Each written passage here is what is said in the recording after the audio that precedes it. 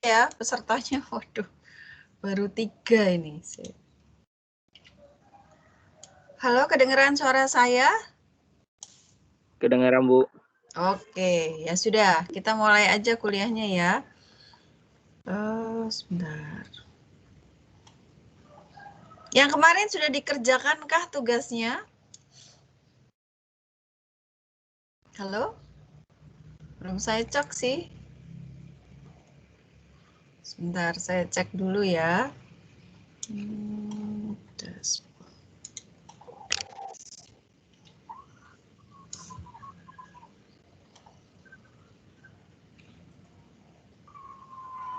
Jangan lupa nanti ngisi presensi ya, kuliahnya ya.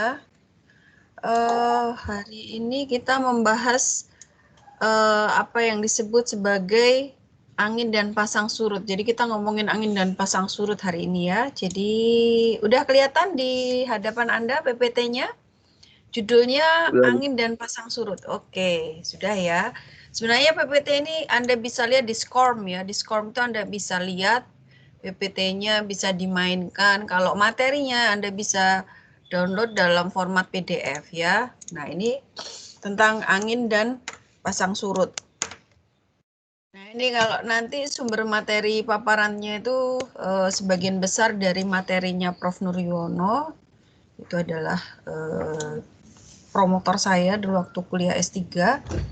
Nah, ini kita ngomongin dulu angin ya. Sebelum kita membahas yang namanya gelombang dan pasang surut, kita bahas dulu yang namanya angin. Kenapa angin? Karena angin itu yang membangkitkan gelombang. Nah, ini materi yang akan dipelajari dalam hidrooceanografi itu kita akan ngomongin angin dulu, baru kita ngomongin tentang pasang surut. Berikutnya kita bicara tentang gelombang, baik itu gelombang tentang peramalan gelombang dan teori gelombang airi. Sebenarnya banyak sekali teori gelombang kita bahas dalam pertemuan kita dalam tatap maya itu adalah teori gelombang airi. Ya. Kemudian yang poin yang terakhir tentang hidrooceanografi itu adalah angkutan sedimen menyusur pantai. Ya.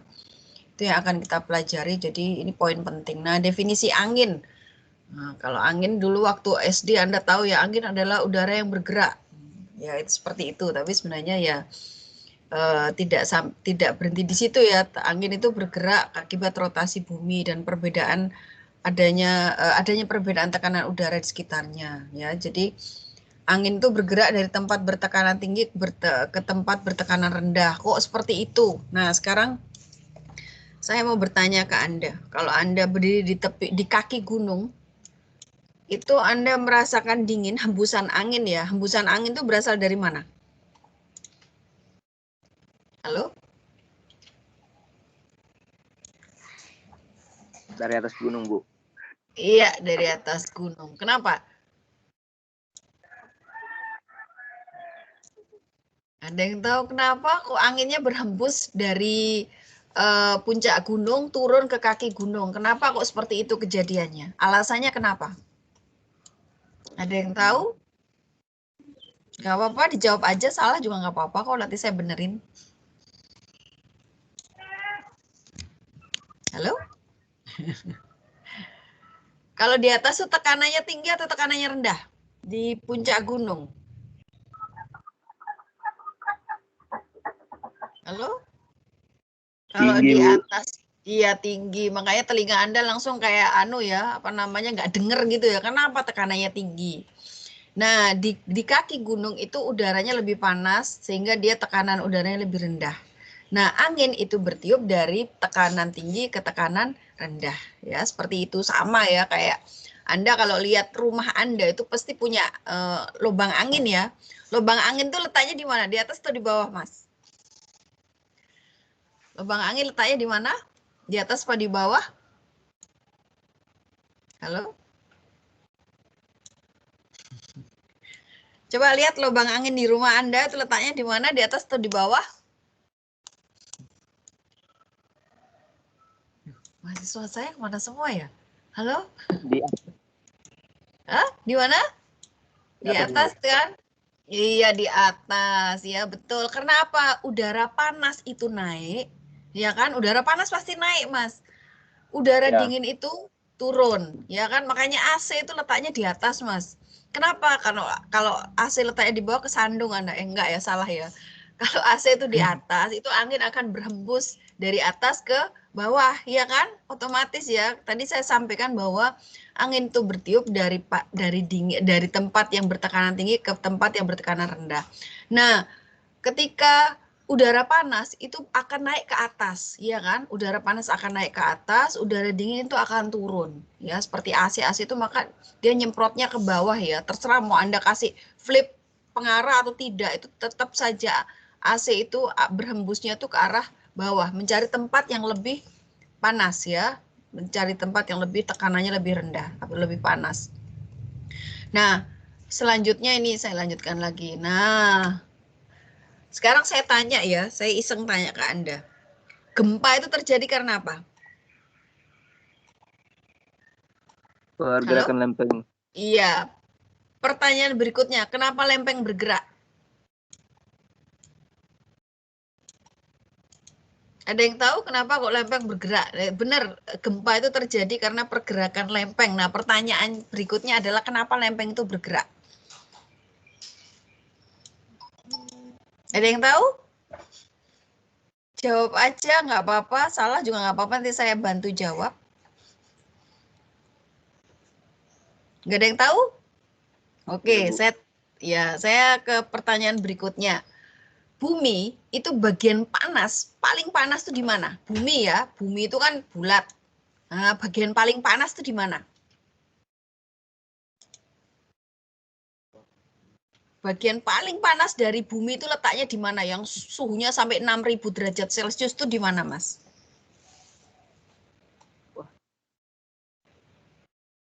6.000 derajat Celcius tuh di mana? Ayo. Bumi. Pernah lihat bumi nggak? Waduh, gawat ya Anda ya. Sebentar, saya kasih dulu gambar ya.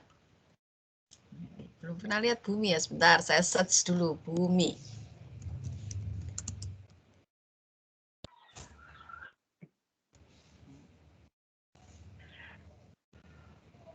Oke, kita lihat sekarang. Dibongkar, kita lihat bongkar bumi ya. Nah, ini ya, sebentar. Saya kopikan dulu. Copy. Nah.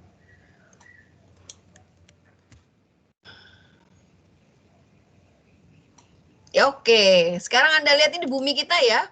Saya tanya ke Anda, paling panas tuh ada di mana? Yang 6.000 derajat Celcius sampai lebih dari 6.000 derajat Celcius itu ada di mana, Mas? Halo? Paling panas di mana?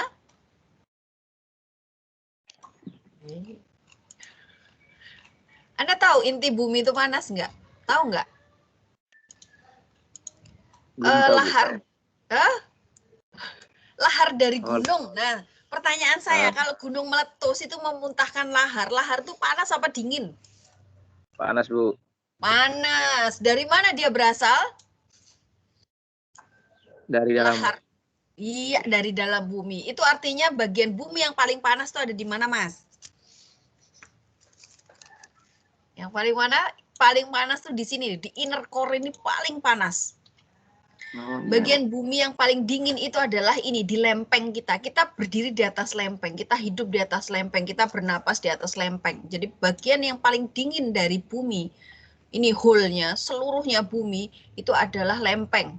Ya, lempeng itu.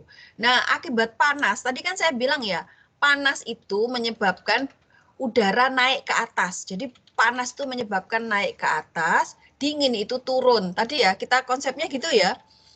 Makanya AC itu di atas ya, dingin itu turun, panas tuh naik. Makanya kalau Anda berdiri di coba Anda naik-naik ke deket-deket langit rumah Anda ya, itu mesti panas. Nah, kenapa? Kenapa bagian dingin itu turun, bagian panas naik, dingin turun, panas naik. Nah, ketika yang paling panas itu adalah inti, paling dingin itu adalah di atas, maka udara itu bergerak.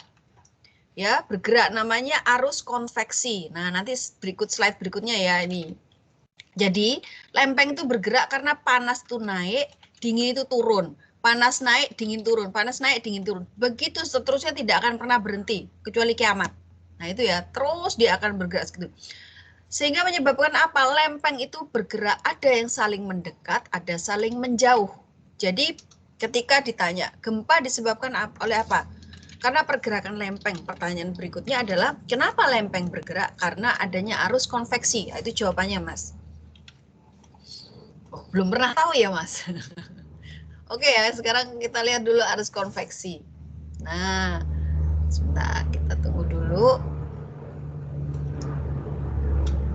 Nah, arus konveksi. Jadi kalau apabila dipanaskan udara tuh memuai. Nah, kalau memuai dia jadi apa? Jadi lebih ringan, makanya naik, ya.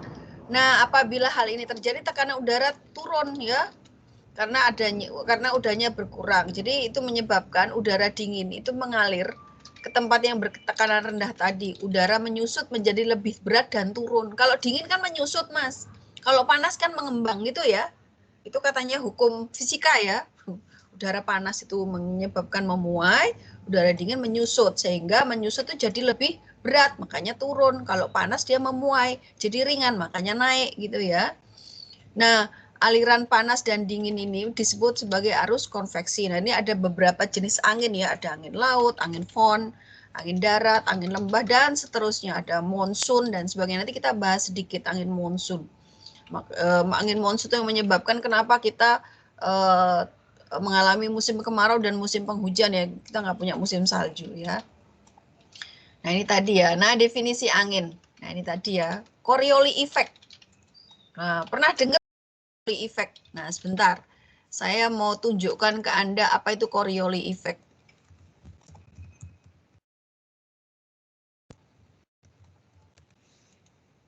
Bentar ya, saya lihat dulu.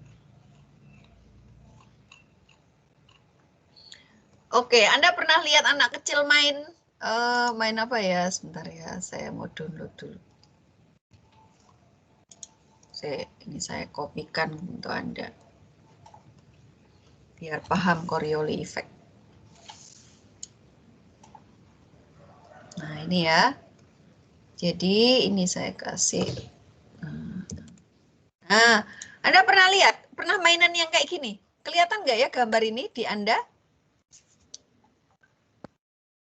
Halo? Kelihatankah gambar biru yang sedang apa namanya main putarannya anak kecil? Pernah lihat ini? Halo? Mahasiswa saya kemana ya? Ya, oke. Kelihatan ya? Oke. Pernah mainan seperti ini, Mas? Pernah. Waktu kecil? Pernah, oke. Ketika ini tidak berputar, dia diam, Anda melempar bola, bola itu akan lurus ya, kena. Misalnya yang ini ngelempar ke depannya, mesti kena ke depannya. Nah, tapi ketika ini diputar ya, ini apa mainan ini diputar, maka ketika Anda melempar itu akan belok. Saya saking lupa ya menunjukkan gambarnya ke Anda ya nanti ini ya. Jadi besok kalau main ke taman hiburan silakan ya Anda coba itu ya. Jadi ketika main terlempar ya, melempar bola itu dia nggak akan lurus tapi belok. Oke, itu namanya Coriolis effect. Nah ini ya saya tunjukkan ke Anda ini Coriolis effect. Nah apa sih pengaruhnya Coriolis effect? Nah ini ya. Sesuatu itu bergerak lurus. Jadi kalau ada angin bergerak dari tekanan tinggi ke tekanan rendah, kok bisa tekanan tinggi ke tekanan rendah? Sekarang kalau mataharinya ada di utara, sisi sebelah.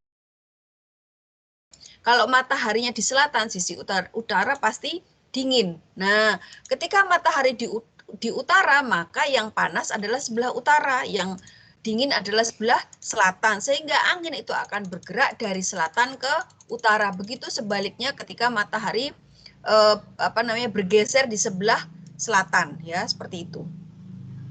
Nah, ini adalah proses arus konveksi yang tadi saya lihat ya. Ini ketika dipanaskan, ini anggap aja inti bumi ini seperti ini inti bumi. Nah, ini udara itu akan berputar seperti ini. Jadi yang panas tuh naik, yang dingin turun. Panas naik, dingin turun seperti ini. Ini menyebabkan lempeng yang ada di atasnya. Lempeng itu kan bukan sesuatu yang seperti kulit jeruk itu jadi satu, enggak. Tapi dia terpisah-pisah. Jadi beberapa, saya lupa ya, lempengnya kita ada berapa? 7 ya? Iya, 7. Iya, 7 lempeng ya, saya lupa. 7 lempeng. Nah, lempeng itu bergerak lempeng ya. Utama loh. Ya, lempeng utama itu ada 7. ya, mungkin 7 ya, saya agak lupa, lempeng utama ada 7, itu menyebabkan lempeng itu bergerak saling menjauh, ada yang bergerak saling mendekat. Nah, kalau saling menjauh itu biasanya nanti jadi gunung rekahan api di bawah laut ya. Kalau dia saling mendekat itu berarti dia akan menjadi saling mendesak satu sama lain sehingga suatu saat akan terjadi gempa kalau energinya udah cukup.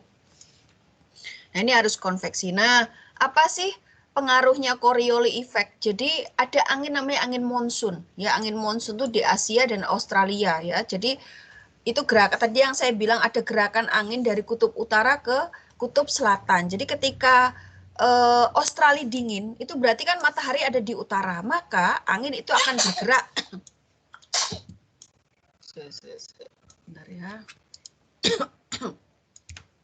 Angin itu akan bergerak ya. Tadi Australia dingin ya, panasnya di utara. Nah, itu menyebabkan angin itu akan bergerak dari Australia ke Asia lewat kita. Tapi ceritanya karena ada bumi itu kan berotasi. Rotasi bumi itu menyebabkan Coriolis effect. Jadi angin yang dari Australia harusnya lurus menuju ke Asia, tapi nggak bisa lurus karena adanya Coriolis effect tadi. Sehingga apa? Berbeloklah persis di ekuator ya, berbeloknya di ekuator. Ini mungkin di next sebentar.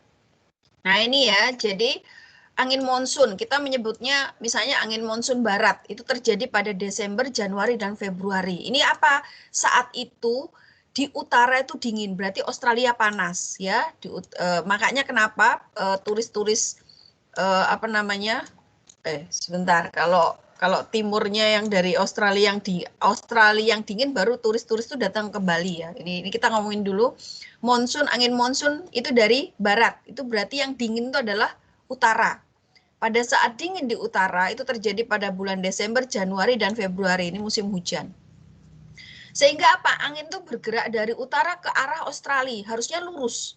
Tapi karena ini ada Coriolis effect menyebabkan berbelok. Ya, berbelok ini seperti ini. Jadi berbelok, nggak jadi lurus, tapi dia berbelok seperti gambar ini.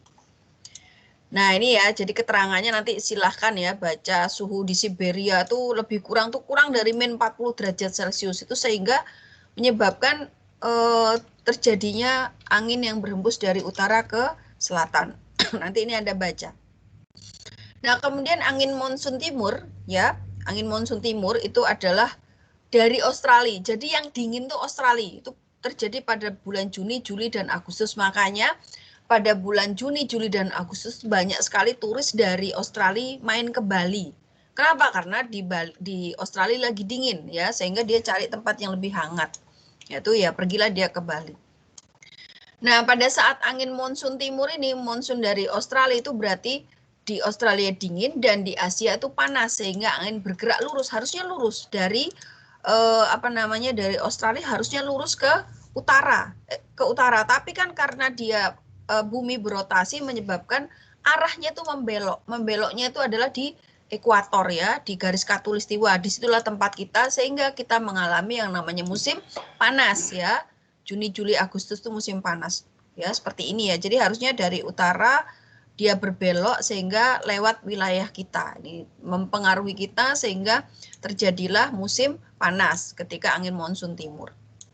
Nah, ini nanti Anda baca ya keterangannya, ini silakan baca semuanya karena efek Coriolis. Nah, sekarang gini, ketika angin itu kita ukur. Apakah Anda tahu apa nama alat untuk mengukur angin? Silakan dicoba jawab. Halo? Alat ukur kecepatan angin apa ya? Ayo, Mas Dedi tahu? Ini Mas Dedi masih di sini enggak ya? Masih Ibu. Oke, tahu apa? Alat ukur kecepatan angin? Alat ukur kecepatan angin ini apa? Anemometer. Ya, iya, betul. Katanya Yohanes namanya anemometer. Betul banget. Anemometer. Ya, itu namanya alat ukur kecepatan angin. Nah, sekarang kita gini. Kalau misalnya kita nggak punya anemometer tuh, biasanya yang punya anemometer itu ya kayak di bandara, terus di tempat-tempat stasiun meteorologi itu mesti dia punya yang namanya alat ukur kecepatan angin atau anemometer. Nah, kalau kita nggak punya anemometer gimana? Kita pakai yang namanya skala Beaufort, ya. Skala Beaufort itu digunakan untuk ngecek kira-kira kecepatan anginnya adalah sekian. Jadi skala Beaufort dia bilang kalau wind speed-nya 0 sampai 2 km per jam itu berarti masuk calm.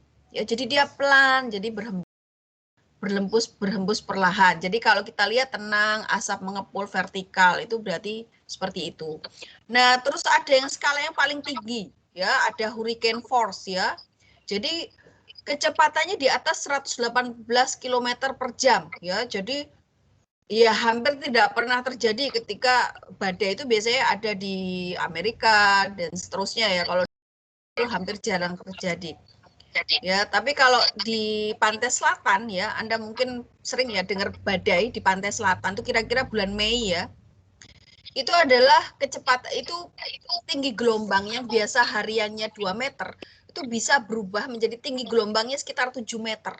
Ya, sekitar 7 meter. Jadi kalau membangkitkan tinggi gelombang sampai 7 meter itu berarti speednya ya anginnya itu sekitar antara 40 sampai 60 km per jam. Jadi seperti itu ya. Jadi badainya cukup kencang ya. Nah, sekarang gini. Kalau saya mau merancang bangunan pantai. Ketika saya merancang bangunan pantai, maka saya harus tahu berapa sih tinggi gelombang yang terjadi di tempat saya akan bikin bangunan pantai. Saya misalnya bikin bangunan pantai ya. Saya misalnya mau bikin breakwater. Ada yang tahu breakwater itu apa? Atau pemecah gelombang? Pernah lihat? Sudah jalan-jalan ke Gelagah? Iya, sudah jalan-jalan ke Gelagah ya? Biasanya dari kubus beton, Ibu. Ya, ada yang dari kubus beton, dari beton ya, tapi ada yang bentuknya kubus, ada yang bentuknya tetrapod ya, batu-batu pelindungnya. Ya, nanti saya jelaskan ya di pertemuan kita bahas tentang yang namanya breakwater, kita akan bicara tentang yang namanya ini kayak apa sih batu pelindung pemecah gelombang. Sekarang gini, kalau saya mau bangun tuh yang namanya breakwater, maka saya harus tahu tuh berapa tinggi gelombang yang terjadi di tempat saya akan bikin breakwater, bener nggak? Ya. Ya kan, kalau kita nggak tahu ngapain kita bangun, itu namanya nekat ya. Nanti baru bangun, tahu-tahu hancur bangunannya. Sebentar saja hancur. Berarti kan ngabisin uang nih. Nah, berarti kita harus tahu tinggi gelombang. Nah, rata-rata di Indonesia itu jarang sekali punya yang namanya pencatatan tinggi gelombang secara rutin. Ya, jarang sekali punya pencatatan tinggi gelombang secara rutin. Yang punya pencatatan tinggi gelombang secara rutin itu adalah biasanya pelabuhan-pelabuhan. Pelabuhan-pelabuhan pun tuh cukup besar ya. Pelabuhan-pelabuhan misalnya Jakarta ya di Priok atau di Surabaya itu biasanya punya pencatatan tinggi gelombang. Tapi kalau pelabuhan-pelabuhan kecil hampir tidak punya. Kenapa? Alatnya mahal. Ya alatnya mahal. Biasanya ada kapal Indo Amerika itu biasanya dia pasang itu di kapal Indo biasanya dipasang yang namanya pencatatan gelombang, tinggi gelombang. Jadi pencatatan tinggi gelombang itu mungkin sekitar 5 menit sampai 10 menit dia nyatet itu nanti kita akan pilih ya. Nanti saya akan jelaskan di pertemuan next week mungkin ya. Minggu depan kita masih tatap maya ya. Nanti saya sampaikan di LMS. Nah, kalau kita nggak punya data gelombang, berarti kita membutuhkan data lain yang bisa merepresentasikan data gelombang. Oke, jadi data apa yang kita butuhkan? Yaitu data angin. Ya, supaya enggak mantul, coba di mute dulu, Mas Dedi, ya, supaya enggak mantul suaranya. Oke, Mas Dedi minta tolong di mute dulu, ya, makasih. Oke ya, nah ini saya ulang lagi, jadi kalau data gelombang itu kita tidak punya, maka kita gunakan data angin. Jadi data angin itu dicatat. Data angin itu biasanya dicatat jam-jaman. Ya, jam-jaman ya. Artinya jam pertama itu berapa, jam kedua berapa. Yang dicatat adalah besar dan arah. Nah, ini contoh pencatatan angin itu selama 1 tahun dari Januari tanggal 1, ini Anda lihat ya, dari Januari tanggal 1 sampai Desember tanggal 31. Ini Anda lihat, ini adalah KT itu adalah kecepatan angin yang maksimal. Jadi dalam satu hari itu kan dicatat tuh anginnya jam-jaman, jam ke-1, jam ke-2, jam ke-3, sampai jam ke-24. Nanti jam ke-24 itu akan dipilih kecepatan angin yang paling maksimal. Karena apa? Ketika kita desain yang namanya bangunan pantai, yang kita pilih adalah kecepatan yang paling maksimal. Karena kalau rata-rata kita nggak bisa tahu ketika terjadi angin yang maksimal, bangunan kita tuh akan seperti apa. Sama ya seperti kita desain yang namanya saluran drainase, kita pilih itu adalah data, kemudian data itu kita hitung, kita analisis sampai dapatkan kala ulang. Ya, sama ya. Jadi kala ulang. Jadi bukan kita ngambil data itu rata-rata. Kalau rata-rata kita tidak akan mendapatkan yang namanya data yang paling maksimal. Sehingga tadi saya sampaikan bahwa data angin itu dicatat dari jam ke-1 sampai jam ke-24 dalam satu hari. Kemudian nanti dalam 24 jam itu dipilih kecepatan angin yang paling besar dan arahnya dari mana. Jadi kolom pertama di bulan Januari itu adalah kecepatannya, ya. Kolom kedua itu adalah arahnya dari mana? Oh, dari 350 derajat. Kecepatannya misalnya 13 knot dan seterusnya, ya. Jadi ini dicatat semua.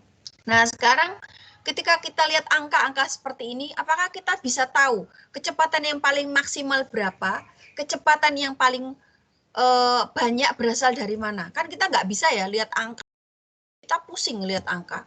Akhirnya apa? Kita buat analisis ya. Analisis yaitu ini adalah contoh ya, tadi saya bilang contoh angin harian maksimum dalam 1 tahun pengamatan tadi ya, dari tanggal 1 Januari sampai 31 Desember. Nah, ini adalah tabel frekuensi kejadian. Jadi ini data angin. Jadi tadi data angin tahun 2000, misalnya ini contoh ya, data angin tahun 2000, kemudian 2001, 2002, 2003, 2004. Jadi kita catat itu selama 2004. Sehingga kemudian kita jadikan ini tabel seperti ini. Nah, kalau udah tabel seperti ini kan enak ya. Tabel seperti ini sudah enak. 0 sampai 12 knot itu akan membangkitkan gelombang antara 0 sampai setengah meter. Nah, ini kita bisa lihat, oh, yang paling besar itu berasal dari utara.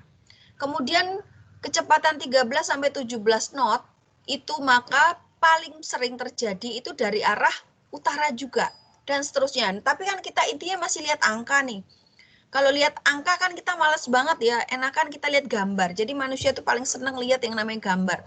Karena ketika gambar kita langsung bisa tahu, oh arah terbesar dari utara. Tanpa kita perhatikan satu persatu ini berapa angkanya. Ya. Nah tadi saya sudah sampaikan bahwa ketika kecepatan angin di atas 40 knot, maka dia akan membangkitkan gelombang yang sangat tinggi. Anda lihat ya, di atas 32 knot dia akan membangkitkan gelombang di atas 3 meter. Ya, ini kalau Anda lihat tanpa kecepatan berarti dia calm banget. Itu data anginnya itu hanya 5%. Ya, ini kita pakai persentase ya. Ini data, ini makanya saya bilang tabel disampaikan di sini bahwa tabel frekuensi kejadian. Jadi ini satuannya dalam persen. Jadi 9,42%.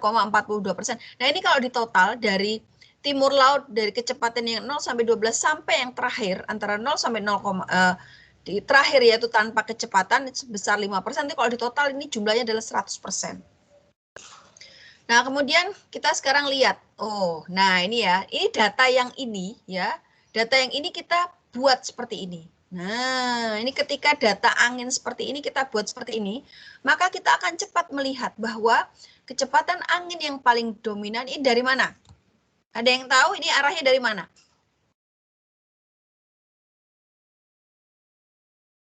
Dari arah mana ini? Dari barat laut dan utara ya, barat laut dan utara. Aduh, berarti Anda nggak inget ya lagunya ya. Dulu anak saya waktu TK tuh diajari, itu arahnya searah jarum jam, lagunya timur, tenggara, selatan, barat, daya, barat, barat laut, utara, timur laut. Tahu lagu itu? Oke ya, jadi pakai lagu itu aja biar Anda ingat ya, biar tahu ini dari mana ini arah anginnya. Oke? Jadi seperti ini. Oh, pengen menyanyi, oke. Iya, oke. Ya, betul ya. Nah, jadi ini Anda bisa lihat ya. Jadi lihat gambar itu kalau Anda lupa langsung nyanyi aja ya. Kalau lupa nyanyi enak ya. Nah, ini Anda lihat di sini ya. Jadi dari Windrose ini tadi kan Kalau data yang setahun ini Anda males banget ngelihatnya. Wah, angka. Gimana kita bisa menyimpulkan angka-angka yang begitu banyak? Kemudian kita bikin tabel frekuensi. Tabel frekuensi masih angka. Dan kita juga agak enggan membaca angka. Tapi ketika kita lihat gambar, itu kita bisa lihat bahwa kecepatan angin yang paling dominan itu adalah antara 11 sampai 17 knot. Ya, ini kecepatan angin yang paling besar itu antara 11 sampai 17 knot. Ini akan terlihat. Oh, dari mana? Dari barat laut dan seterusnya ya. Oke, ini saya lanjut. Nah, tadi sudah ya, ada yang mau ditanyakan nggak tentang angin? Halo? Ada yang mau tanya tentang angin? Yang lain kemana ya? Kok ya ada yang mau tanya? Kayak gelombang tuh gimana? Gimana? Kalau apa? Cara ngitung gelombang dari angin. Dari angin kan Iya. kita bisa hitung di gelombang itu hitungannya ke mana? Habis ini ya. Jadi kita Cara bertahap ya, Mas. menghitungnya. Kita ngomong iya. Jadi kita ngomong angin dulu. Nanti dari angin saya ajari Anda caranya merubah angin jadi tinggi gelombang. Nanti ya. Jadi setelah ini ya. Jadi kita habis angin, kita ngomongin pasang surut dulu. Baru kita ngomongin tinggi gelombang. Kayaknya next week ya. Next week harus ikut ya kuliah saya ya. Karena next week itu akan ya nanti ya next week akan saya sampaikan ke Anda seperti apa caranya mengukur tinggi gelombang. Oh iya ini. Oh, ada yang jawab Mas Septia. Oh, mic-nya rusak. Oke. Oke ya. Sebentar saya kembali lagi ya. Ini masih tabel ini ya. Nah, sekarang kalau nggak ada pertanyaan, belum ada pertanyaan ya, kita ngomongin tentang pasang surut. Nah, pasang surut in English we call it tidal ya. Bahasa Inggrisnya adalah tidal ya, pasang surut atau tidal. Nah, ini dia.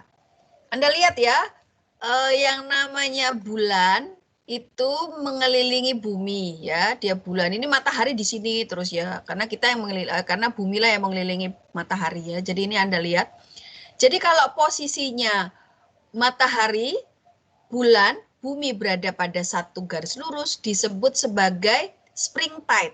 Ya, apa itu spring tide nanti setelah ini. Nah, kalau bumi, bulan, matahari berada dalam bentuk seperti posisi 90 derajat itu disebut sebagai, nah ini, 90 derajat disebut nip tide.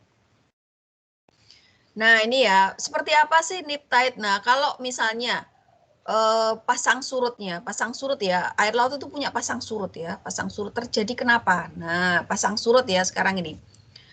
Itu bentuk gerakan air laut yang terjadi karena pengaruh gaya tarik antara bumi, bulan, dan matahari. Pertanyaan saya, mana yang lebih dominan menyebabkan terjadinya pasang surut? Bulan atau matahari? Ya, silakan dijawab. Mana yang paling dominan menyebabkan terjadinya pasang surut? Bulan atau matahari? Bulan itu. Hah? Bulan. Bulan. Bu. Kenapa bulan?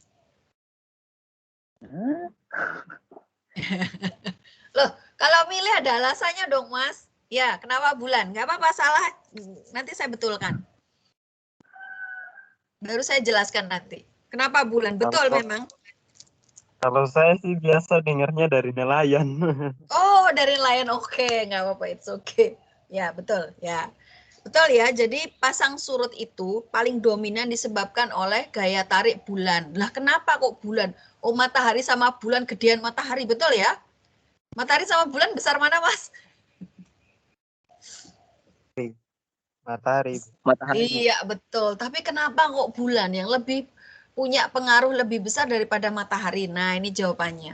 Karena bulan Katanya hukum dekat. Newton, ya.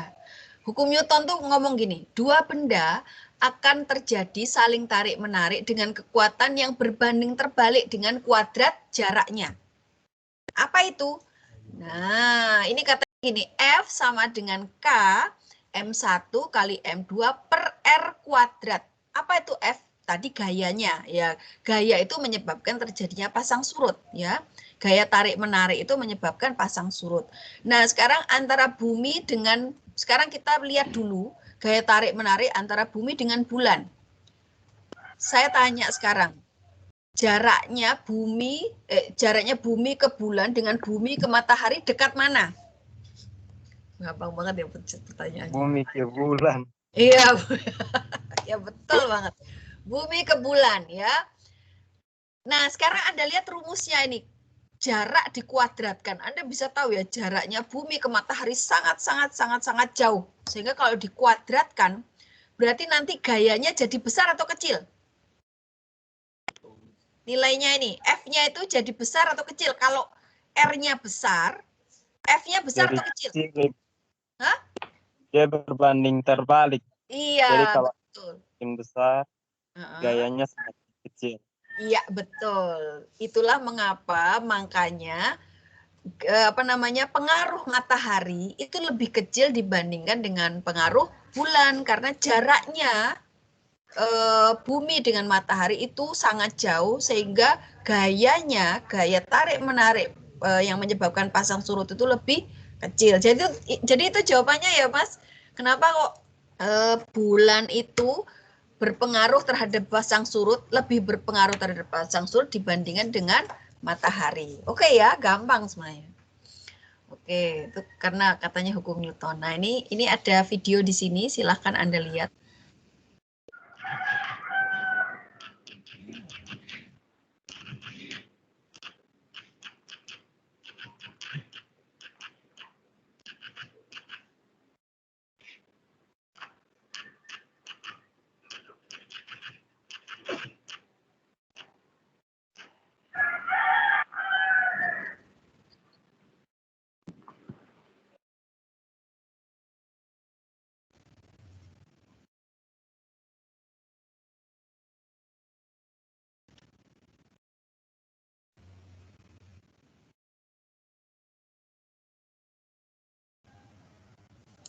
Oke ya, sebentar saya lihat dulu.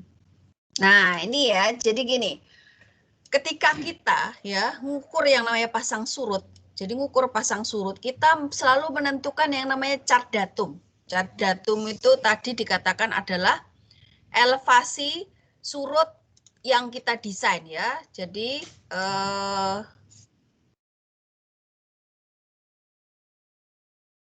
ya ini ya, jadi lowest astronomical tide ya. Jadi itu adalah surut yang paling rendah terjadi yang kita prediksi. Nah, apakah nanti surutnya itu lebih rendah dari chart datum? Bisa.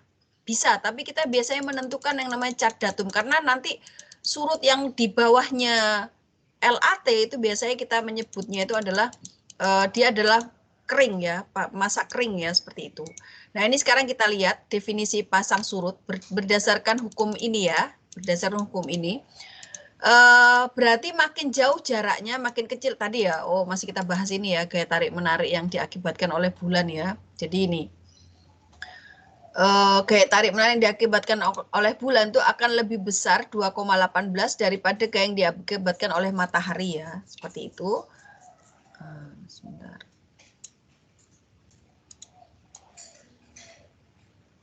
Oke, nanti setelah ini kita akan belajar tentang chart datum. Jadi ini silahkan Anda terima dulu. Nah, ini LAT itu ada di lowest astronomical tide. Kalau HAT itu adalah highest astronomical tide. Jadi ini adalah pasang-pasang paling tinggi dan ini adalah surut-surut yang paling rendah. Jadi ini yang kita jadikan sebagai chart datum. Chart datum itu kenapa? Sekarang gini ya, saya ingin tanya ke Anda. Apa gunanya kita tahu surut yang paling rendah? Atau kenapa kita harus tahu LAT atau chart datum? Ada yang tahu? Misalnya kita ngomongin pelabuhan. Kenapa kita harus tahu itu yang namanya chart datum atau LAT atau lowest astronomical tides? Halo? Supaya saat air turun, itu supaya kita bisa bangun dermaga tuh sampai di batas air turun. Karena nanti kalau airnya turun sampai pasir kan kapalnya kan kandas. Ya, terkandas di pasir, Ibu. Betul. Sekarang kalau HAT, highest astronomical tide, itu kenapa kita harus tahu? pasang yang paling tinggi. Jadi sudah ada min highest high water level, kita masih masang lagi HAT di atasnya. Kenapa kok kita harus desain itu? Kita harus tahu itu kenapa. Biar bangun tinggi dermaga sesuaikan dengan pasang tertinggi. Terus? Kalau kita nggak tahu kenapa? Dermaganya kenapa? Bisa tenggelam ke saat airnya naik. Ya, jadi benar. Dermaganya tenggelam. Jadi kita harus tahu yang namanya pasang-pasang tertinggi dan surut-surut terendah ya ketika kita mendesain yang namanya pelabuhan. Jadi kalau kita desain yang namanya pelabuhan tuh hati-hati banget yang namanya survei pasang surut. Jadi survei pasang surut yang bagus, yang ideal itu adalah dilakukan selama 30 hari, Mas. 30 hari itu kita catat tinggi muka airnya dari jam demi jam. Jadi kalau misalnya kita start ngukur pasang surut jam 7 lebih 10 menit, maka di jam berikutnya kita harus ngukur di jam 8 lebih 10. Jam berikutnya adalah 9 lebih 10, 10 lebih 10, 11 lebih 10, 12 lebih 10, dan seterusnya. Jadi dia harus tepat 1 jam kita catat. Itu kalau kita lakukan secara manual. Tapi ada juga yang namanya alat ukur pasang surut yang dilakukan secara otomatis pembacaannya, yaitu tapi jarang sekali. Misalnya kalau survei kita ada beberapa titik lokasi, hanya 1 titik yang kita menggunakan alat ukur pasang surut otomatis. Tapi biasanya kalau yang lain kita gunakan alat ukur pasang surut yang manual. Jadi ada kita sewa biasanya orang lokal untuk membaca pasang surut ya. Dan dilakukan selama 30 hari tanpa henti. Jadi Anda bisa bayangkan ya kalau malam hari itu biasanya petugas orang lokal yang kita sewa tuh nggak cuma 2 orang. Ya, biasanya 3 orang karena supaya aman. Tapi kalau siang hari biasanya 2 orang. 2 orang tuh karena apa? 1 kalau kebelet pipis, jamnya ngukur, itu ada, kita masih bisa catat. Karena apa? Kita tidak boleh miss ya di jam itu. Jadi kalau kita start jam 7 lebih 5, ya jam 8 lebih 5, jam 9 lebih 5, dan seterusnya tiap jam dicatat selama 30 hari itu yang ideal. Kalau tidak ideal gimana Bu? Kadang-kadang kita kalau tidak dananya biasanya dana sebuah pekerjaan itu tidak begitu besar, maka pencatatan pasang surut itu dilakukan selama 15 hari. 15 hari. Jadi paling tidak kita dapatkan pasang tinggi dan surut rendah selama 15 hari itu. Nah, kalau ada lagi konsultan ya, biasanya konsultan yang agak nekat. Jadi dia hanya mencatat pasang surut yang hanya 7 hari. Pasang surut yang 7 hari. Nah, pasang surut 7 hari itu artinya datanya tidak bisa dipertanggungjawabkan karena datanya masih kurang. Kita tidak dapatkan tuh pasang yang setinggi dan surut yang terendah. Sehingga data yang kita dapatkan itu tidak akan presisi atau tepat. Nah, ini ya. Nah, ini tadi ya pasang purnama. Pasang purnama itu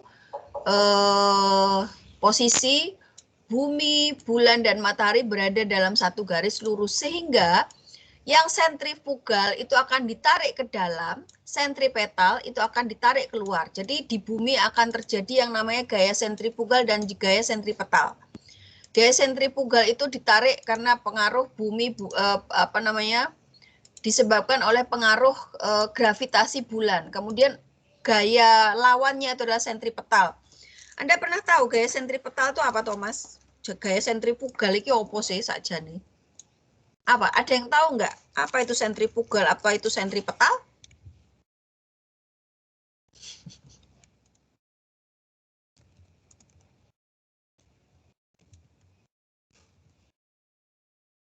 Halo? Ada yang tahu gaya sentrifugal dan gaya sentripetal? Itu fisika zaman SMA. Nah, mungkin saya copy image. Nih, saya tunjukkan ke Anda. Gampangannya kalau Anda naik motor, ya. Naik motor terus membelok. Beloknya itu miringnya tuh kemana? Kalau Anda belok itu miringnya searah belokan atau berlawanan arah dengan belokan? Saya tanya sekarang. Searah. Soalnya kalau berlawanan arah Anda jatuh karena ditarik oleh gaya sentrifugal. Ya, jadi ini sentrifugal ini kalau rotasinya nih berputar ke arah ini, sentripetal tuh arahnya itu adalah ke dalam, sentrifugal arahnya keluar.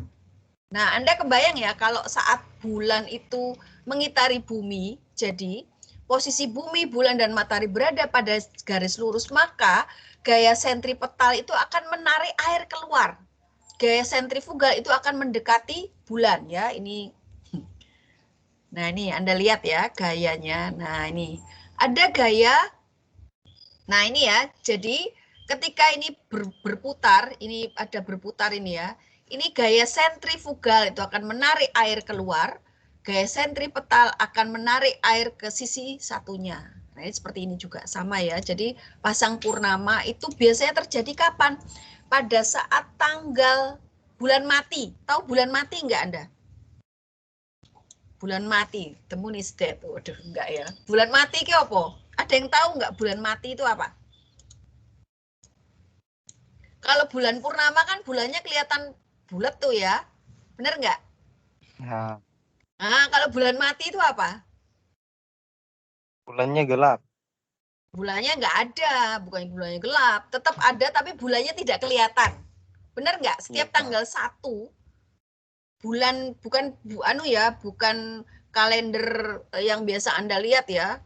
Tapi kalender Hijriah namanya. Kalender Hijriah itu kalender mungkin Anda kalau lihat di tanggalan itu ada di kalender itu ada kalender Hijriah. Nah, kalender Hijriah itu mengikuti rotasi bulan ya.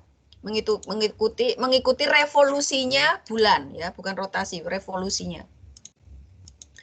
Nah, kemudian dari tanggal 1 itu kan biasanya bulannya bulan mati ya, bulannya nggak kelihatan ya, bulannya nggak kelihatan itu adalah bulan mati. Sedangkan bulan purnama itu berarti ya saat bulannya kelihatan bulat sempurna. Nah, pasang purnama itu terjadi pada saat bulan mati dan bulan purnama.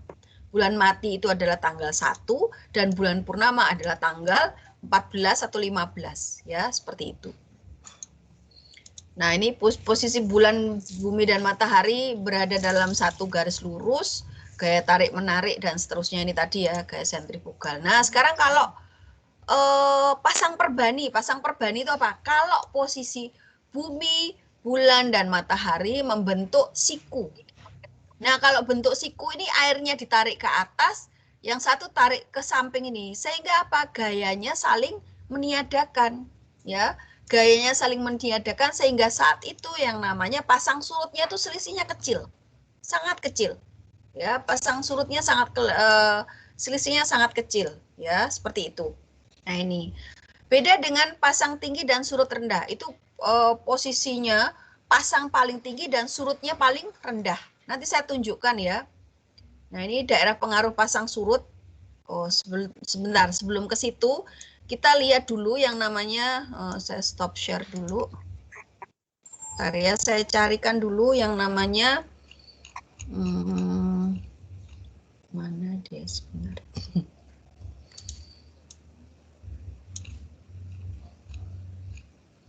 Mana ya? WX type.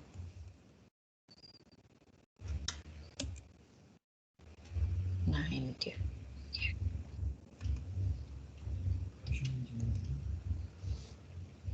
Oke, ini saya share dulu sekarang ke Anda. Oke, ini terlihat ya gambar biru, kuning, hijau ini kelihatan ya? Sudah kelihatan? Oke ya, saya cuma takut delay aja ya. Jadi ini kelihatan sekali. Nah, sekarang kalau kita cek di kalender ya, sebentar saya mau ngecek kalender sekarang. Kalendernya itu, saya lihatnya kalendernya yang Hijriah ya, bukan kalender yang biasa Anda lihat ya. Sebentar, saya mau lihat dulu. Supaya saya bisa tunjukkan ke Anda bedanya pasang tinggi dan surut rendah ya. Spring tide dan nip tide, saya mau tunjukkan ke Anda. Sekarang tanggal, oh ya. Sekarang saya balik ke tanggal, sorry. Tanggal berapa berarti? Tanggal 19 Oktober. Nah, ini ya, Anda lihat ya, ini adalah pasang tinggi dan surut rendah. ini satu garis ini, garis ke-1 dan garis kedua ini selisihnya 2 meter. Ya, ini adalah dari garis ini ke bawah ini adalah 2 meter ya. Bawah ini 2 meter. Artinya apa? Pada saat bulan purnama, ini pasangnya paling tinggi dan surutnya paling rendah. Ini ungu itu artinya malam, ini artinya siang. Ini malam, ini siang, dan seterusnya ya. Malam terang ya, kayak gini ya. Malam, siang. Nah, ini Anda lihat ini pasang paling tinggi dan surut paling rendah. Ini adalah terjadi yang namanya spring tide atau pasang purnama. Ya, Anda lihat selisihnya. Sekarang ini saya screenshotkan ke Anda supaya Anda bisa lihat bedanya.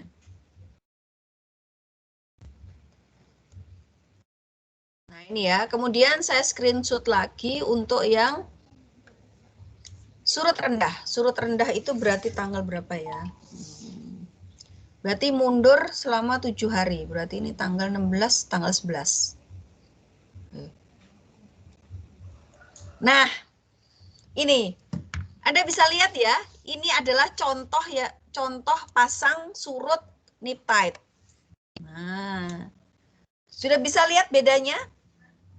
Nah, ini pada saat posisi bumi, bulan, dan matahari membentuk sudut 90 derajat. Ini seperti ini. Jadi pasang surutnya itu cuman selisihnya mungkin kurang dari 1 meter. Ini kan 1 meter segini. Ini berarti kurang dari 1 meter, mungkin sekitar 90 cm selisihnya antara pasang dan surut. Jadi biru ini pasang, hijau itu surut. Biru pasang, hijau surut ya, seperti itu.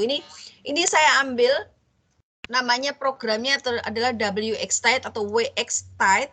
Itu bisa Anda download dan gratis ya, gratis. Itu saya ambilnya wilayahnya adalah Cilacap. Ya, Cilacap. Nah, sekarang saya stop share dulu. Oke ya, stop share dulu. Ini saya tunjukkan ke Anda. Sebentar. Nah, udah bisa paham ya bedanya pasang surut ya. Ini saya kasih. Ini ya. Saya kasih di sini supaya Anda bisa membayangkan. Nah, ini adalah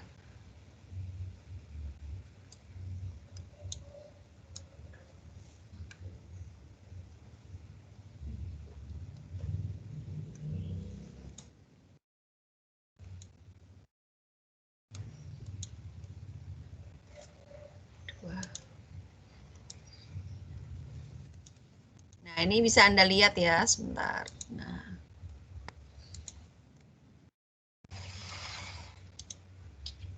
Oke. Nah, ini Anda lihat, ini adalah posisi bumi, bulan, dan matahari berada dalam satu garis lurus. Kita menyebutnya pasang purnama. Di sini terlihat bahwa pasang paling tinggi dan terjadilah pasang paling tinggi dan surut paling rendah.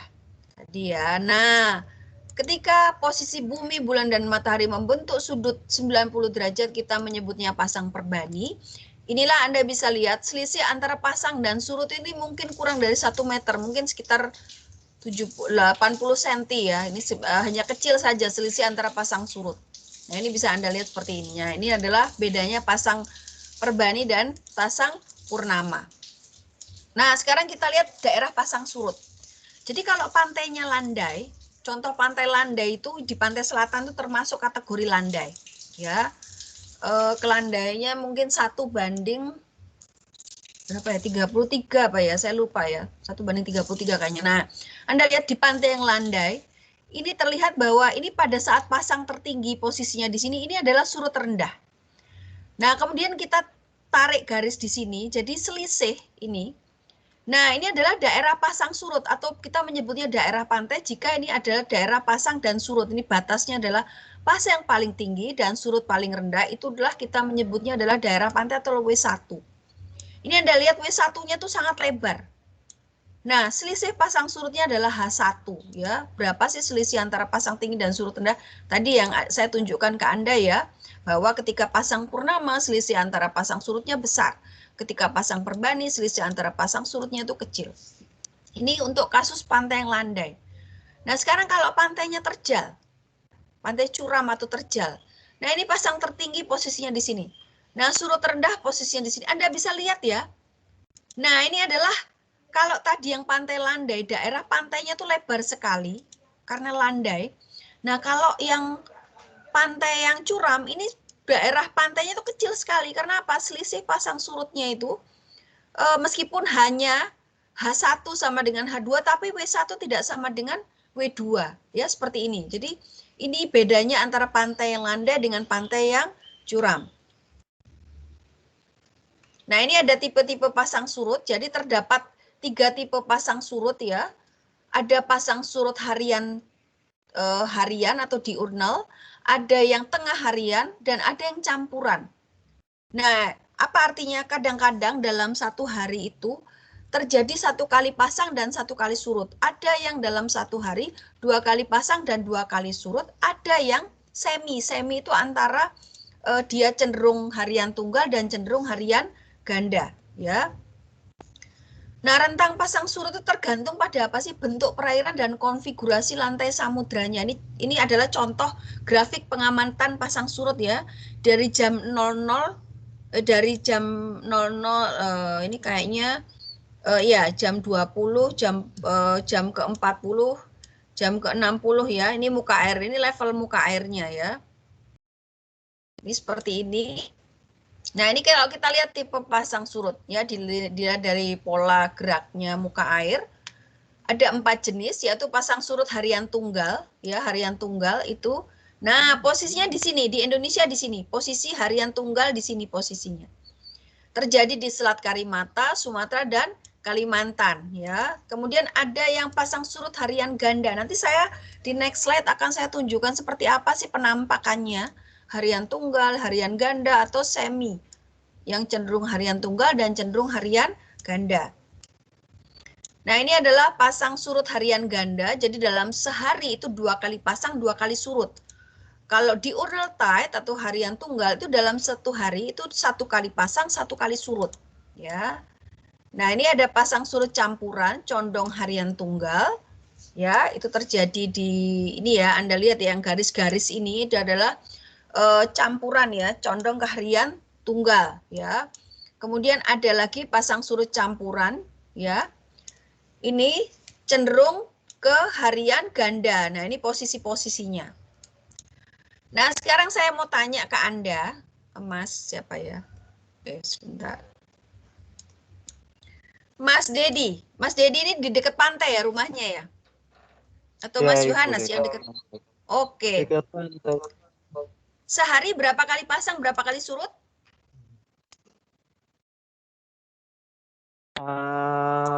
Biasanya 1.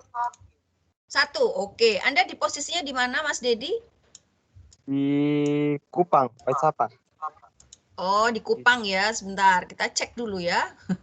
Kita cek gambar kita di Kupang. Nah, di Kupang itu adalah... Duh, sebentar. Koheng ini. Nah, ini ya. Nah, ini ya. Kalau Kupang ada di sini ya. Nah, ini... Itu ternyata kalau kita lihat ini petanya Kupang kan di sebelah sini ya. Ini, ya, Kupang di sebelah sini ini cenderung ke harian ganda sebenarnya ya. Ya, oke. Kita akan lihat ya seperti apa sih cenderung harian tunggal dan cenderung harian ganda. Ini sebelum ke situ, ini saya jelaskan ke Anda dulu. Kisaran pasang surut. Jadi kisaran pasang surut itu berarti perbedaan pasang surut antara pasang tinggi dan surut rendah ya. Nah, jadi pada saat nip tide berapa nih? Ya, ini adalah tidal range atau kisaran pasang surut. Bahasa Inggrisnya adalah tidal range. Ini adalah low tide, itu adalah surut yang rendah, dan high tide adalah pasang yang tinggi. Jadi Anda lihat ini yang namanya arah pasang dan surut, arusnya kalau pasang jelas menuju ke pantai, kalau surut dia menjauhi pantai. Nah, besaran kisaran pasang surut itu dipengaruhi oleh faktor jarak antara bulan dengan bumi dan jarak antara bumi matahari dalam masing-masing lintasan orbit ya. Nah, ini informasi untuk Anda bahwa ada selisih pasang surut terbesar dan terkecil. Terbesar selisih pasang surut itu adalah di Teluk Fundi, Kanada. Kisaran tidal range-nya itu adalah 20 meter. Jadi 20 meter ya ini ya, tinggi sekali selisih antara pasang surutnya. Kalau kita di pantai selatan, itu kisaran pasang surutnya itu sekitar 1 meter. Ya. Nah, ini 20 meter di Kanada ya, di Teluk Fundi ini. Nah, kalau di Pulau Tahiti itu hebatnya, di samudra, di tengah Samudra Pasifik ini kisaran pasang surutnya itu hanya 30 cm. Jadi antara pasang dan surut nggak ada bedanya. Jadi kalau di Laut Tengah itu malah hanya berkisar antara 10 sampai 15 cm. Ya, seperti itu. Nah, kalau di Indonesia itu seperti apa? Kalau di Tanjung Priok, Jakarta itu berkisar 1 meter ya. Kalau di Ambon itu sekitar 2 meter. Nah, itu ya. Anda Kupang kan deket-deket ya sama Ambon ya. Nah, kemudian di Bagansi api-api sekitar 4 meter. Nah, sedangkan yang tertinggi di muara Sungai Digul ya di Irian Jaya itu menurut Nonci ya, bukunya si Nonci itu selisih pasang surut itu 7 sampai 8 meter. Nah, saya ingin tanya ke Mas Dedi. Di tempat Anda selisih pasang surut ada nggak informasi dari nelayan berapa selisihnya, Mas? Tidak ada, Ibu. Tahu. Oh, nggak ada. Oke, it's okay. Kapan-kapan Anda iseng ya? Meter ada lah. Soalnya Iya, surutnya terlalu jauh. Oh gitu ya. Kapan-kapan Anda pasang tuh yang namanya kayu ya. Anda cek itu satu hari digarisi berapa selisihnya, garisi berapa selisihnya itu gampang banget. Jadi Anda akan iseng ya. Misalnya kan Anda masih di dekat rumah itu, pantainya dekat rumah nggak, Mas? 1 kilometer itu. Oh 1 kilo, oh ya lumayan jauh ya. Oh ya deket ya, 1 kilometer ya deket lah. Kalau naik sepeda kan asik ya itu ya. Sebentar ke pantai, asik ya. Pagi-pagi sering ke sana. Nah, itu Anda akan lihat itu saat surut atau pasang, Mas. Besok-besok kalau ke pantai mulai perhatian ya, Mas ya. Anda anak pantai itu mestinya harus paham yang namanya pasang surut. Kenapa? Karena Anda calon engineer ya. Calon engineer, saya berharap banget anak-anak yang dekat pantai itu dia sebagai penjaga pantai. Penjaga pantai itu dalam arti gini loh, ketika di awal pertemuan kan saya sudah sampaikan ya, kita pingin banget punya pantai itu pantai idaman yang tidak rusak.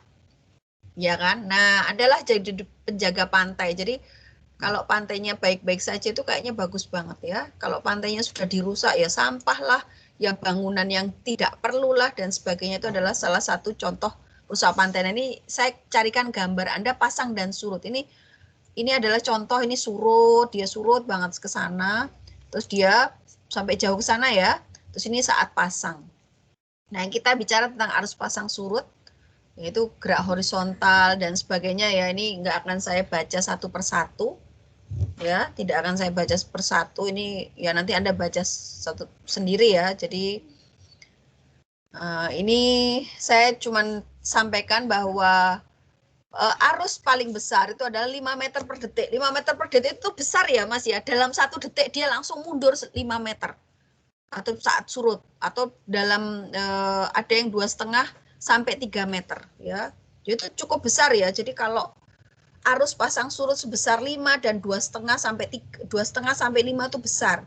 Nah, kecil tuh kalau dia arus pasang surut besarnya hanya sekitar 0,5 meter per detik.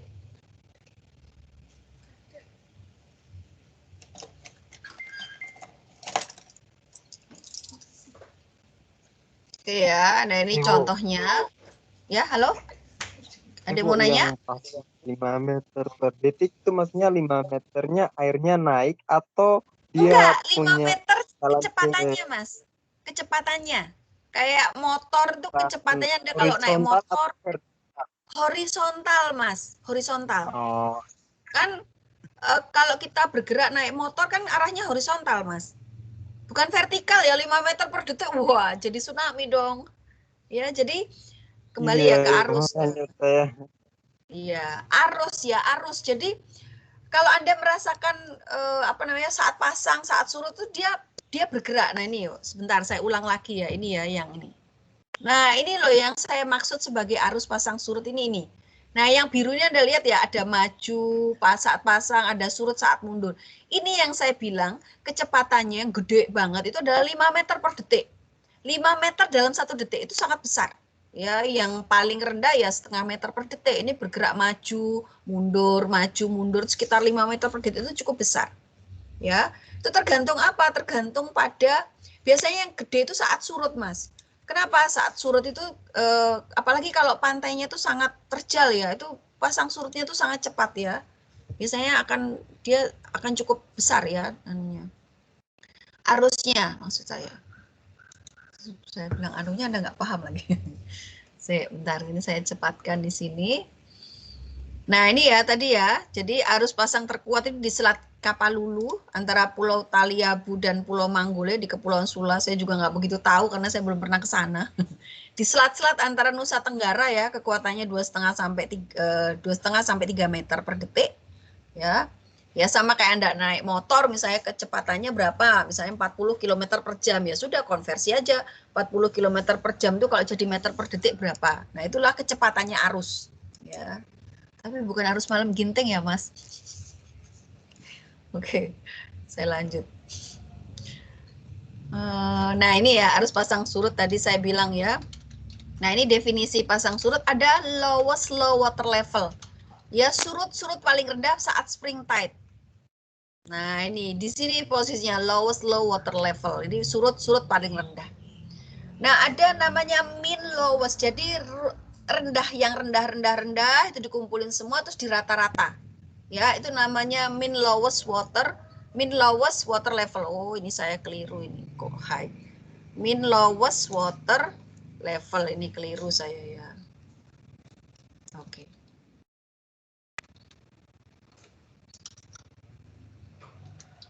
Oke, mean lowest water level.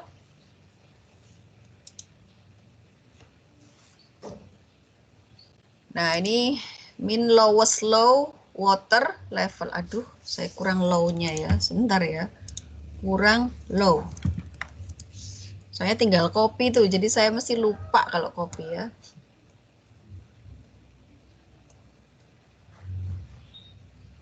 Ini pesertanya cuma 5 orang ya. Sedikit banget ya. Ini yang lainnya, waduh, pada tidur ya kali ya. Sebentar dulu.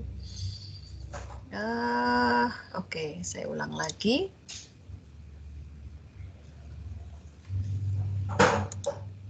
Nah ini ya, jadi lowest low water level posisinya di sini. Terus ada mean lowest low water level posisinya di sini pasti lebih atas ya, karena apa? Di rata-rata. Saat rendah itu di rendah. Tapi kalau lowest low itu rendah paling rendah. Ya, dalam spring tide. Spring tide tadi saya sebut apa? Pasang purnama. Pada saat posisi bumi, bulan, dan matahari dalam satu garis lurus. Kemudian ada mean low water level ya, tinggi rata-rata dari ya rata-rata yang tidak paling rendah. Terus ada mean sea level. Mean sea level itu biasanya kita kalau ngukur tinggi gelombang. Tinggi gelombangnya berapa meter? 2 meter. Itu dihitung dari mean sea level. Ya.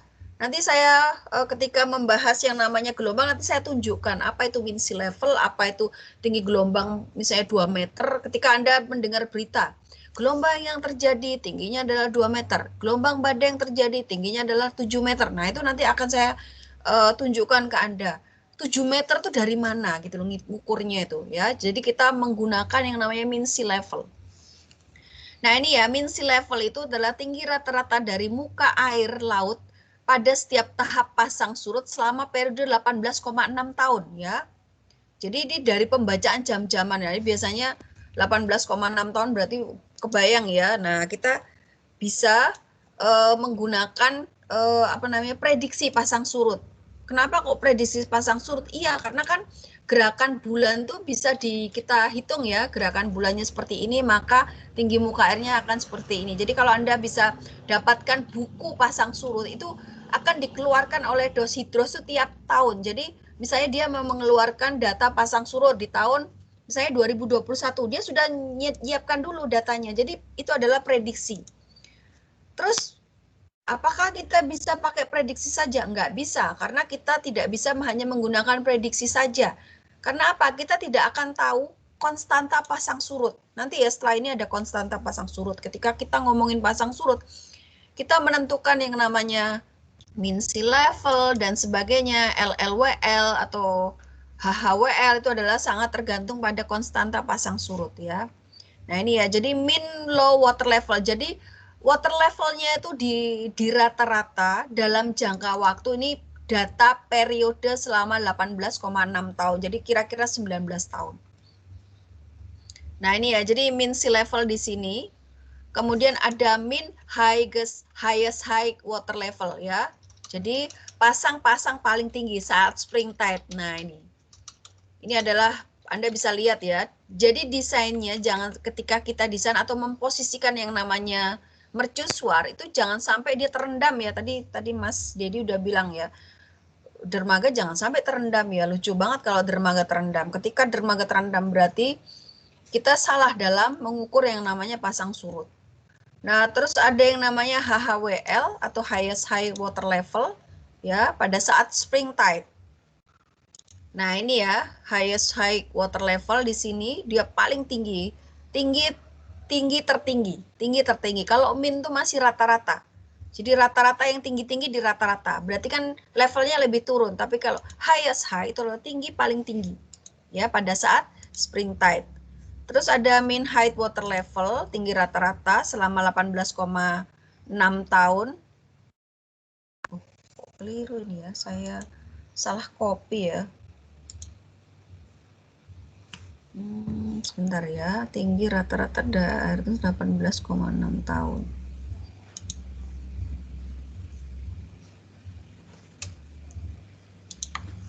Oh, saya kurang LWL ya. Sebentar ya, kayaknya saya terlupakan ini Mas. Lowest.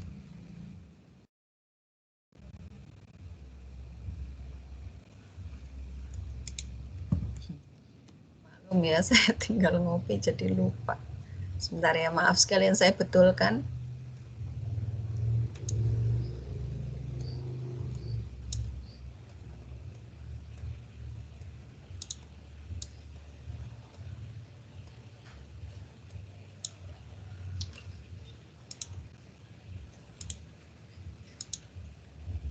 Nah, ini kalau low water level atau low tide itu elevasi minimum yang dicapai saat surut ya.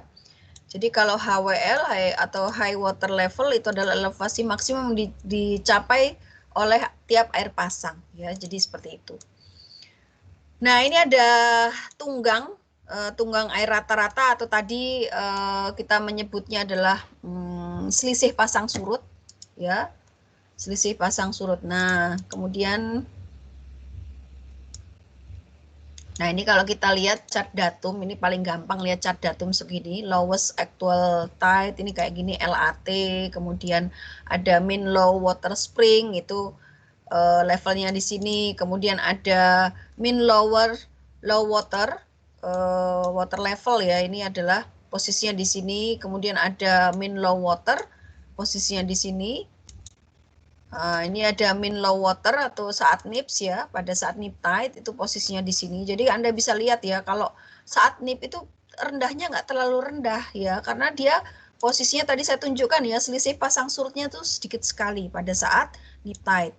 Nah, ini adalah mean sea level, kemudian ini adalah high water level pada saat nip. Jadi kalau Anda lihat posisinya selisih pasang surut pada saat nip tide atau pada saat bulan Perbani, pada saat Perbani ini selisihnya hanya seperti ini. Nah, kemudian ada mean high water level, jadi ada mean low water level. Nah, ini Anda bisa lihat, ini adalah pada saat dia spring tide. Nah, ini kalau mean low water level itu pada saat spring tide. Nah, ini. Jadi ini kita bisa lihat mean low water level ini pada saat spring. Kemudian ada, nah ini, jadi selisih pasang surut pada saat spring ini dari atas sampai bawah ini. Ya, dari MHWS ke MLWS ya, seperti itu. Nah, ada namanya highest actual tide. Jadi HAT ini penting banget ketika kita desain yang namanya elevasi dermaga. Nah, seperti itu. Nah, ini ada tabel, kita biasanya pakai tabel pasang surut. Nah, nip tide yang tadi saya bilang ya, selisihnya. Terus ini adalah spring tide antara MHWS dan MLWS. Kemudian ada yang namanya average tide, jadi rata-rata. Jadi tinggi selisih pasang surut rata. Nah, tapi kalau kita mendesain yang namanya bangunan pantai, terutama pelabuhan, kita akan pakai yang namanya spring tide ini, selisih spring tide antara mean high water level dengan mean low water level ya, water spring ya, seperti itu. Nah, ini ada persamaan pasang surut. Ya, tadi persamaan gelombang pasang surut. Ini rumusnya seperti ini. Jadi ada ZT ini ya, Anda lihat ya, ZT itu adalah elevasi muka air pada saat T, adalah waktu yang T. Kemudian Z0 adalah muka air rata yang diukur dari datum. Tadi biasanya kita pakai misalnya cat datumnya, biasanya LWS kita dipakai. Terus amplitudo masing-masing konstituen harmonik. Jadi ini yang kita cari M2S2. Kemudian periode masing-masing konstituen harmonik dan theta I itu adalah selisih fase ya, fase. Jadi pasang surut itu ada perbedaan fase. Jadi misalnya gelombangnya itu gelombang yang tinggi, pasang tinggi itu sampai di lokasi itu, misalnya di lokasi A itu jam 7 pagi. Nanti gelombang berikutnya di posisi B dia nanti sampainya adalah jam 7 lebih 5 menit misalnya. Itu adalah kita sebut sebagai fase ya, fase pasang surut. Nah, ini adalah, nah ini tabel yang kita pakai itu biasanya 1, 2, 3, 4, 5, 6, 7. Jadi dari M2 sampai P1 itu adalah konstanta harmonik. Ini yang kita cari ketika kita melakukan yang namanya pencatatan pasang surut, maka kita akan menggunakan hasil pencatatan untuk mencari yang namanya 7 konstanta pasang surut. Ya, seperti itu.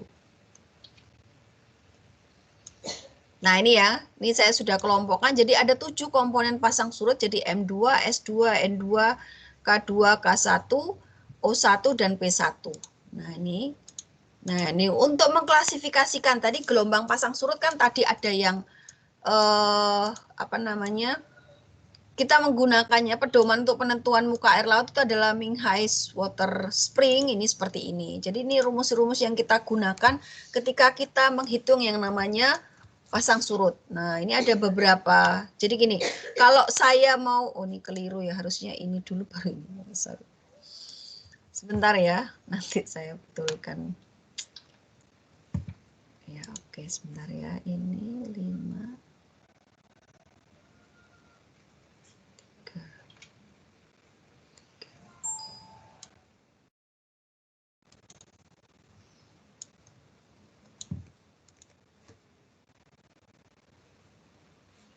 Oke, ini saya lihatkan lagi ya. Jadi, nah ini 7 komponen. Jadi ini pedoman penentuan muka air laut kita pakai ini. Nah untuk menentukan klasifikasi gelombang pasang surut kita pakai rumus ini F ya. AKI AK1 ditambah A01 dan seterusnya untuk menentukan apa? Bila F-nya dikurang dari 0,25 maka disebut sebagai pasang harian ganda sampai F-nya antara 1,5 dan 3 disebut pasang campuran condong ke harian tunggal dan seterusnya ya. Nah ini kayaknya sudah lama saya mengajar ya. Ini ada datum, referensi datum ya. Jadi ini nanti silahkan Anda baca sendiri ya. Kayaknya waktunya sudah habis. Ya. Nah ini perhitungan datum. Jadi ada periode pendek dan seterusnya ya. Ini sudah saya tunjukkan ke Anda cat datum dan ini ya, dan seterusnya ya. Nah ini ada persamaan tunggang pasang surut dan seterusnya. Jadi terus rumusnya gimana Bu? Kalau perhitungannya gimana? Jadi kita bisa pakai, aduh saya lupa ya rumusnya ya. Persamaan ya, pakai software ya, software. Ketika kita ngitung pasang surut kita pakai software. Softwarenya saya agak lupa, next week ya silakan Anda ingatkan saya Bu softwarenya apa, nanti saya carikan ya, mudah-mudahan saya nggak lupa. Jadi ini adalah contoh kalau dia adalah pasang surut harian ganda, campuran dan tunggal seperti apa. Nah ini kalau ini jumlah hari ya, ini kalau tanggal 1, 2, 3 ini kalau kita melakukan pengukuran pasang surut selama 15 hari. Nah ini akan bentuknya seperti ini. Nah ini seperti ini. Oke. Nah ini Anda akan lihat ini harian ganda, ini harian campuran condong harian ganda, seperti ini.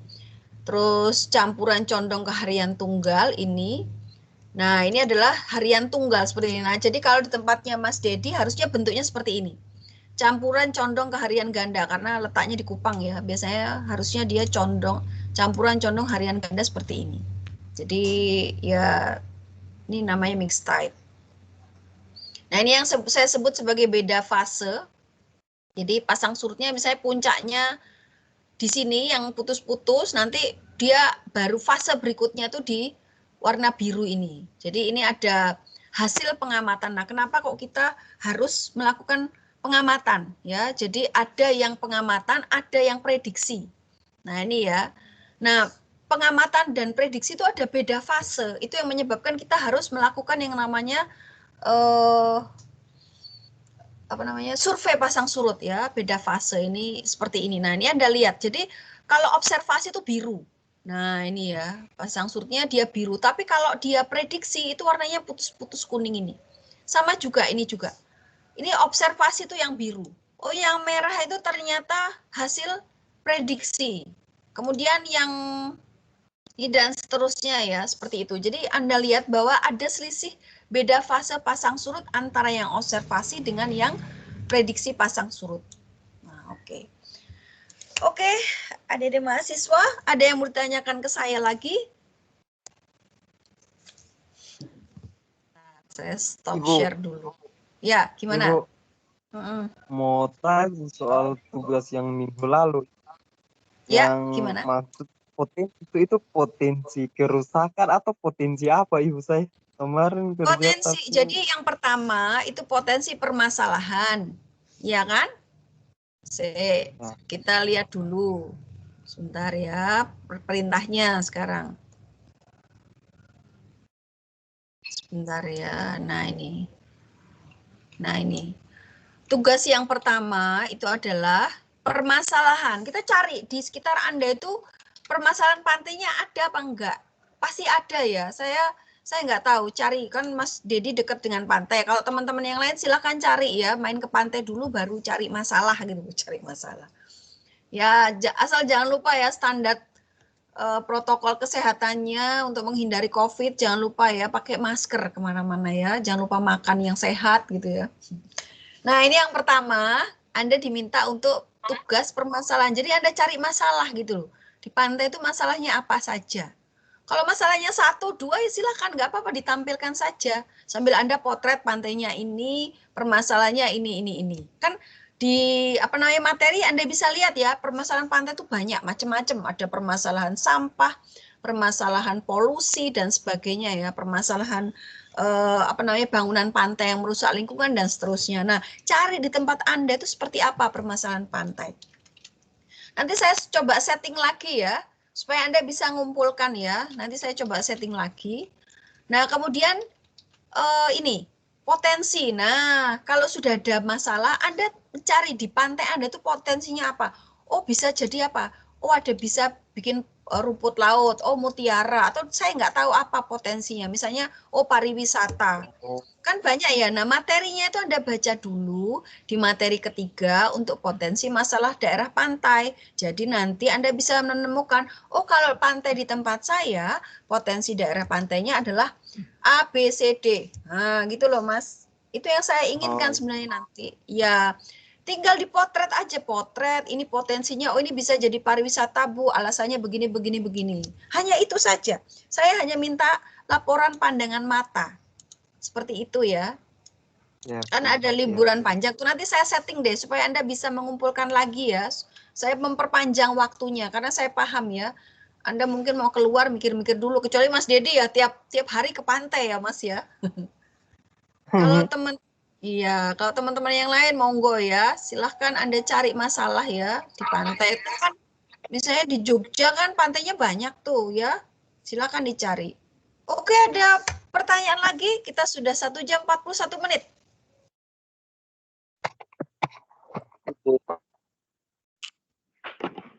Oke, ada pertanyaan? Oke, kalau nggak ada, kita ketemu next week ya. Kita bahas yang namanya peramalan gelombang. Oke, coba saya pengen lihat sekarang dibuka dulu. Saya pengen lihat Mas Indra, Mas Septia, Mas Dedi, Mas Yohanes, Mas Inggit. Sebelum saya tutup, saya pengen lihat wajah Anda dulu. Halo? Oke, wah iya ya, anak pantai nih, oh Mas Indra. Terus Mas Yohanes, silahkan dibuka. Mas Inggit, Oh iya, kalau Mas Yohanes nggak di dekat pantai? Nggak dekat pantai? Ini Mas Septia, halo? Wajahnya mana ya, Mas Septia? Kayaknya ditinggal tidur saya, jangan-jangan ya sama Septia ya. Oke deh, kalau gitu kita ketemu minggu depan ya, Mas. Ya, silakan Anda cari masalah pantai ya dari sekarang ya. Nanti silakan terus diupload. Oke? Ini mungkin ada pesan dari Mas Septia. Oke. Ya, Bu, oke matur ya. nuwun. Iya, Baik, terima Bu. kasih. Sampai ketemu lagi ya. Selamat pagi. Assalamualaikum warahmatullahi wabarakatuh. Waalaikumsalam. Waalaikumsalam warahmatullahi wabarakatuh.